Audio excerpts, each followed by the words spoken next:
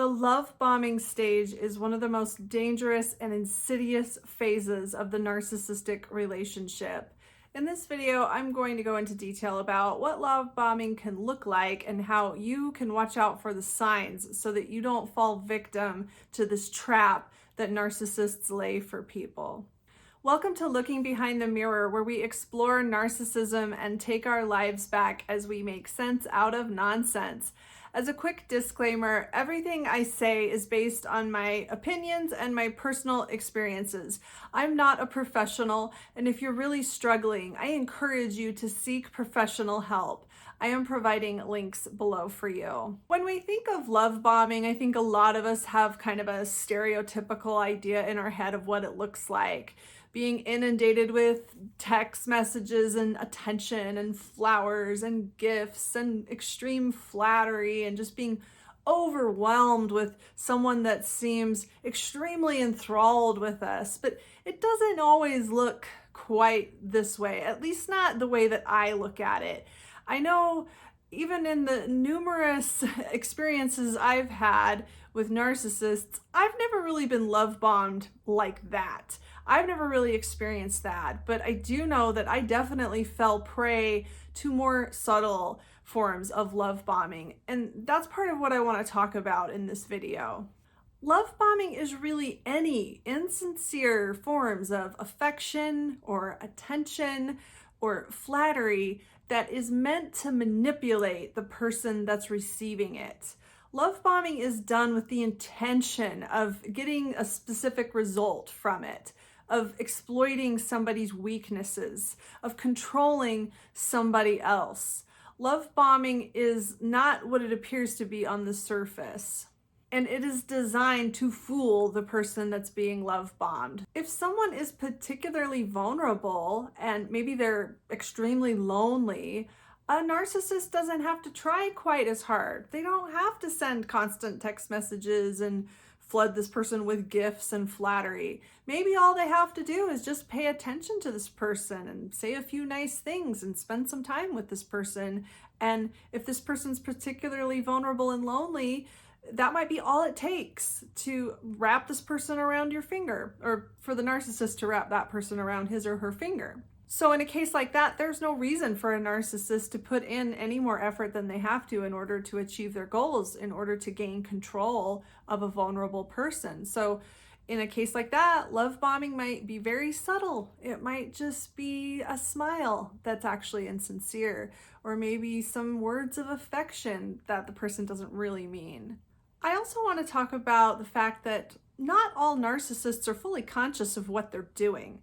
Now, there are definitely cases of narcissists or sociopaths that are completely conscious of the fact that they are trying to trick someone and manipulate them into giving them all their money, giving them a place to live, committing to them before they should. There's definitely cases like that.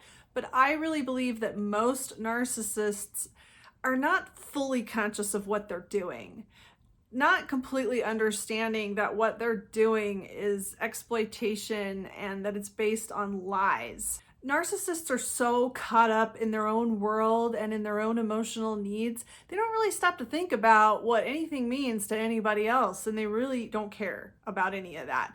So when a narcissist is love bombing somebody, often it might be really similar to when cult members or members of high demand religions are love bombing other people.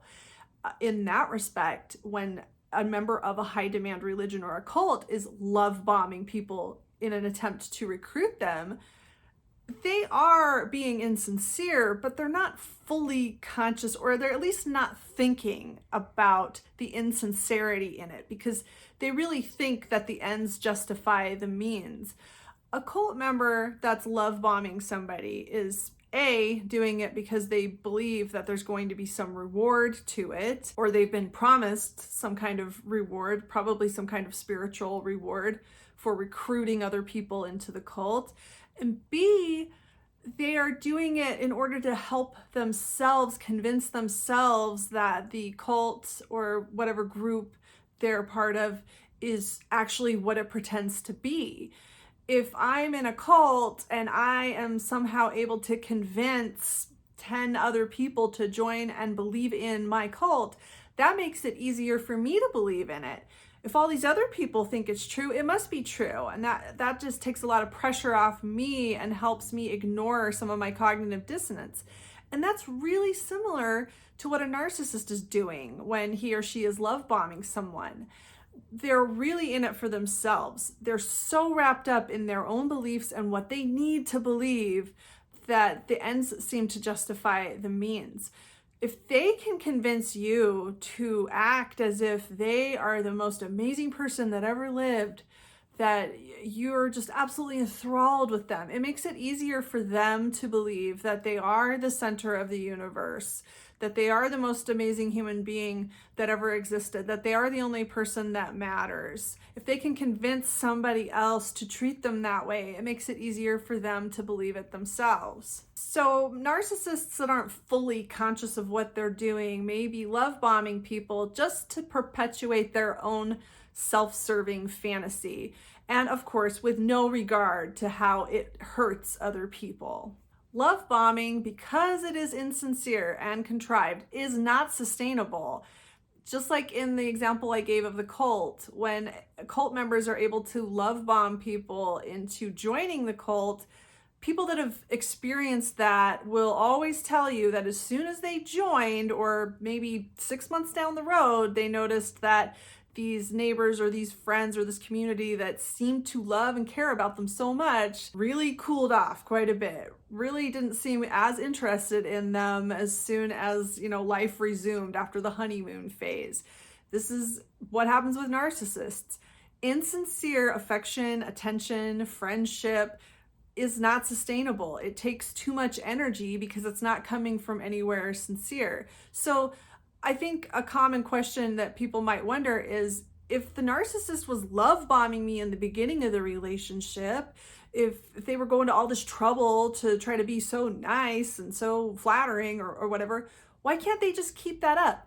If they need the supply that I'm giving them, if they need that external validation that I give them in exchange for the love bombing, why don't they just keep love bombing? Why do they have to get so mean? Why do they have to change so much? And part of it is the unsustainability.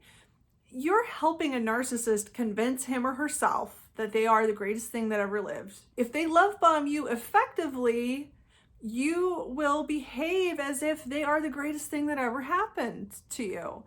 So you're helping the narcissist convince him or herself that they are the greatest thing that ever existed. So after some time has gone by, they might start to wonder, why should I have to go to all this trouble for this person when they are just lucky to be with me? I mean, I'm the most amazing, greatest thing that's ever happened to this person. I'm the only person that really matters. I'm awesome. Why should I have to go through all this trouble? Why should I have to jump through all these hoops? Why should I have to keep answering all these text messages or putting all this energy into being affectionate and paying attention to this person? I mean, they're lucky I'm with them. They should be giving me all the things they give me just because I'm with them. So narcissists can actually start to develop resentment towards the very people that they were love bombing, because those people expect them to continue being the person they met. They come on to you with this manipulation, with this insincerity, with this facade, and then they slowly develop resentment that you don't want them to turn into a lazy, inattentive, cold, mean person. So they start this game, and then they start to resent you for expecting them to continue on with what you didn't realize was a game. And this resentment that they develop is just part of this big ball of disappointment that narcissists will always run into in every relationship because of their incredibly unrealistic expectations. And now they've built up unrealistic expectations in the people that they've manipulated because they pretended to be something they weren't. But it's always going to come back to them being the victim. They're always going to twist the narrative to making themselves the victim of this person that expects so much of them. How could you be expecting so much from this person when you're obviously so enthralled with them? You should just be thankful that you're with this person. This is why love bombing is so dangerous, because it is a lie. And love bombing causes people to believe things that aren't true. Love bombing causes people to make very important decisions and commitments based on falsehoods. Love bombing causes people to marry people they barely know, buy houses with people that are using them for their money, have children with people they haven't been with long enough, or maybe quit their job for some opportunity that is not what it's actually presented as, or join a religion that ends up really harming them in the long run. Love bombing causes us to take big risks on things that we don't understand because we are being presented with something that we really want to believe. And not only do we make real commitments and real decisions like financial decisions, marital decisions, buying houses, stuff like that, but our emotions become very invested in something that is not what it pretends to be. And this can be emotionally devastating. I mean, beyond devastating when we are completely emotionally invested in something or someone that is not at all what they have presented themselves as. We can fall in love with someone that we don't actually know. And that's just heartbreaking, apart from all the actual real life commitments that we can make that can get us in huge trouble. So how can we protect ourselves from love bombing? I think it's important to humble yourself a little and explore the possibility that even you, are vulnerable to love bombing. I think all of us, at least at some point in our lives, have been vulnerable to some form of love bombing. All of us have had times in our life where maybe we're extremely lonely. Maybe we're more lonely than we realize we are. Or maybe we're going through some really hard financial struggles and we're very vulnerable to anything that presents a solution to that. Or maybe we've just gone through a very traumatic event and we're looking for something to help us through that, to help us emotionally through that. When we're very vulnerable to love bombing, it's because we are searching for something to remedy something that we're uncomfortable with in our lives. And anything that pops up and promises to solve those problems or fill those voids in our life, those things can be really enticing. Those things are what we want to believe. And when we really, really, really want to believe something and someone's standing there promising us, yes, this really is the answer to your problems, it's really easy to fall for those things. If we're very, very lonely and someone comes along and starts paying attention to us and starts telling us that they want to spend the rest of their life with us, or that they just want to spend time with us and that they think we're really special and that they want to commit to us somehow. I mean, that can be so intoxicating, so wonderful. It can feel so good when we're so lonely that it's really almost not even fair to expect someone in that position to be able to see it realistically and not fall for it. I knew a lady whose stepfather was extremely abusive to her and her siblings and her mother. When she was young, her father died in an airplane crash. And if I remember right, the father's friend, I think it was one of his best friends, swooped in and married the widow, married my friend's mother, who had just lost her husband in this airplane crash. And she explained this to me, that he just suddenly started coming around all the time, helping her with all the things her dad used to do. And then just being there emotionally and telling her, hey, I can support you. I can take care of you. You need someone. I mean, she told me he actually told her these things. You need somebody to help you financially and to help you raise these kids. And he married her, and he ended up being just an absolute nightmare. And she stayed with him until all the kids were grown. I think it was 10 or 15 years. She eventually left him, but I always remembered like what an extreme example of love bombing that is, and love bombing somebody in an extremely vulnerable situation. I mean, you really almost can't even blame her for falling for something like that when she's in such a vulnerable situation. But we don't always have to be in such an extreme situation as that to fall for love bombing that can end up being just as devastating. Any vulnerability that we might have, any deep burning need that isn't being met, I think it's really important to take inventory of anything that you have in your life that you're not happy with, or any place in your life where you're searching for some answer. If you're healing from an abusive relationship or from a trauma bond, that itself is a good example. You might be so eager to heal yourself of that pain, to run from that pain, or to heal it somehow. There are unfortunately people that will say that they have the answer to that, or will pretend that they know how to heal you. They know how to ease that pain, and they'll be charging you money for it.